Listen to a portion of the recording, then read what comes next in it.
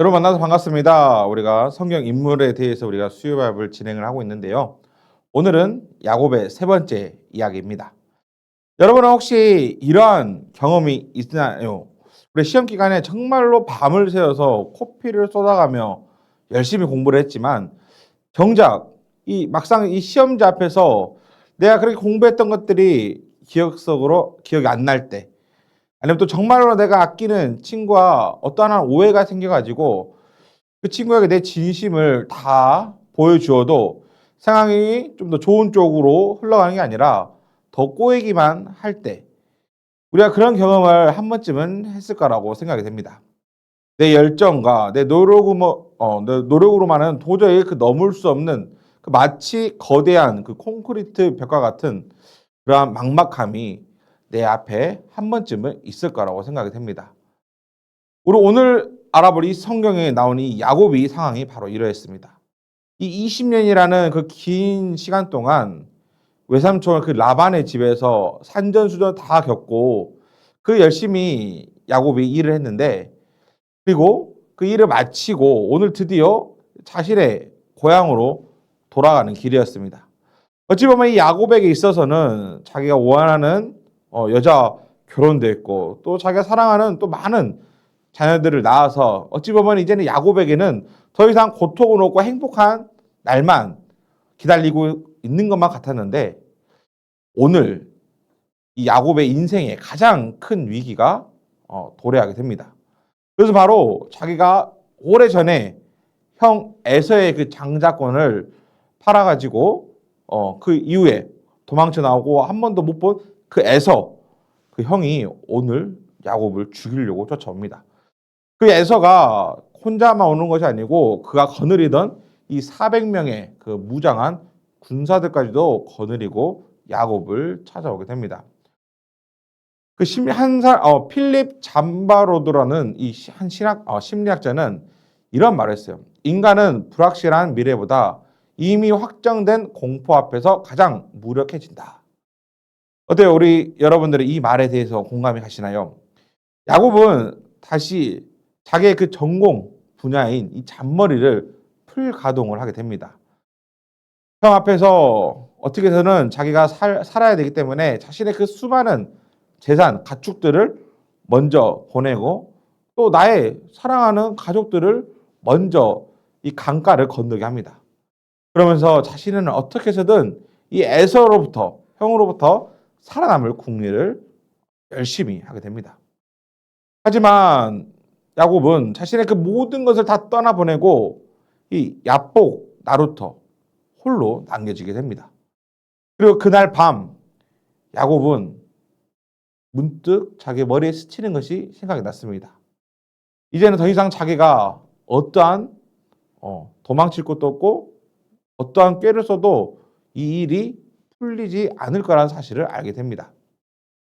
이 사방이 고요한 이 적막한 이 약복강의 그 밤에 어떠한 사람이 나타나 야곱을 붙잡고 씨름하기 시작합니다. 야곱은 그 순간 본능적으로 직감하게 됩니다. 내가 이 사람을 붙잡지 않으면 내 인생은 여기서 정말로 끝이라는 것을 알게 되었어요. 그리고 그는 있는 힘껏 죽을 힘을 다해 이 상대에게 매달립니다. 여기서 씨름을 했다는 것은 우리가 치고받고 싸운다는 게 아니고 정말로 간절함에 붙잡는다는 것을 말합니다.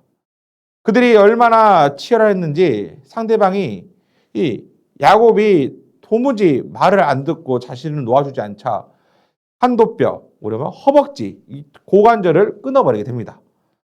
그러면서도 그 고통 가운데서도 놓을 법한 한데 야곱은 악착같이 그 고통을 버티면서 그 사람을 놓지 않았어요.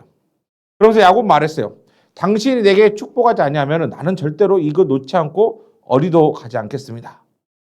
우리 이 장면을 보면은 야곱이 단순히 더 많은 복을 달라고 어찌 보면 생떼를 쓰는 것이 아니냐라는 모습으로 비춰질 수 있어요. 지금까지 내 힘과 그 장기로 버텨왔던 그 인생의 한계를 아주 절절하게 인정하는 모습이기도 합니다.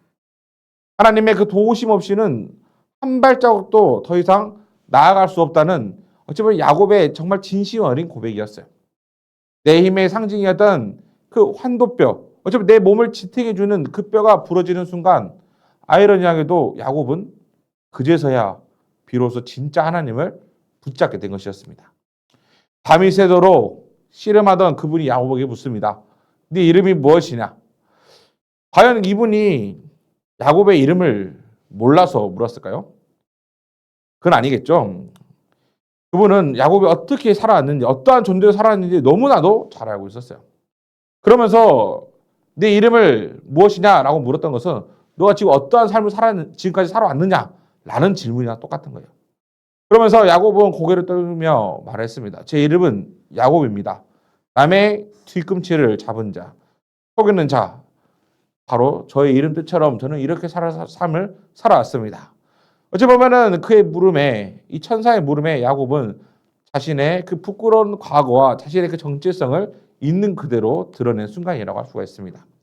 그러자 하나님께 보낸 이 천사는 오히려 이 야곱의 그 어찌 보면 창피한 모든 일을 들춰내는 것이 아니고 오히려 덮어주면서 하나님께 놀라운 약속을 하나 하십니다. 내 이름을 다시는 야곱이라 부르지 않고 이스라엘이라 부를 것이라고 하나님은 약속하셨습니다.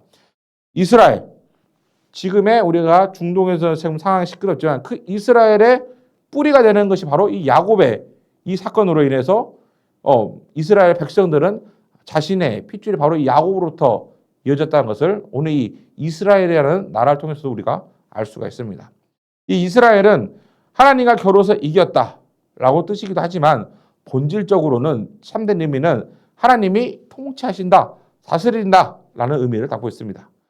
즉, 내 꾀를 쬐서 내 머리를 사용해서 이 세상을 이기려 했던 그 야곱이 이 오늘 약복강가를 통해서 그나 천사를 만나 씨름함을 통해서 이제는 하나님의 그 다스림을 받는 사람으로 완전하게 새롭게 태어나게 된 것입니다. 어느덧 그 어둡던 그 약복강 나루에 이제 햇빛이 떠오르기 시작합니다.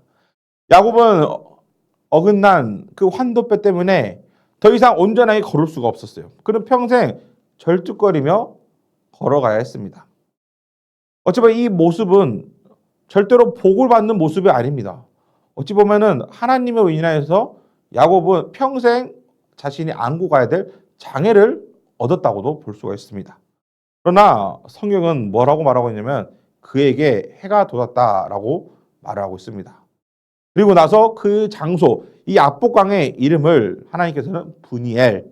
그래서 야곱은 그곳에서 바로 내가 하나님의 얼굴을 보았다라고 그 장소의 이름을 브니엘이라고 부르게 되었습니다. 이제 야곱의 눈빛은 오히려 침침하고 어두운 것이 아니고 오히려 더 눈빛은 더 밝고 당당했습니다. 오히려 나를 죽이러 오는 그 400명의 그 무장한 군사보다도 나를 새롭게 하신 그 하나님의 손길이 더 크다는 것을 그는 직접 몸을 통해서 경험을 했습니다. 결국에는 그 발걸음거리는 더 이상 이제는 나의 힘이 아닌 오로지 하나님의 인도하심을, 하나님이 나와 함께 하신다는 어찌 보면 승리의 표시이자 승리의 발자국이었습니다. 야곱은 결국에는 이러한 사건을 통해서 에서를 만나게 됩니다. 에서는 정말로 야곱을 죽이고 싶었지만 자신의 그 복을 뺏어간 그 야곱이 정말로 부자로 정말 잘 살고 정말 많은 복을 누리면서 살았을 거라고 생각을 했지만 그의 절뚝거리는 그 모습을 보면서 오히려 에서는 나에게 그렇게 복을 뺏어갔음에도 불구하고 그의 삶이 초라하고 어찌 보면 장애를 얻는 그 절뚝거리는 그 모습을 보면서 오히려 에서는 그 죽이고 싶었던 그 마음이 오히려 그 동생을 향한 애틋한 사랑과 또 안쓰럽다라는 마음으로 받게 됩니다.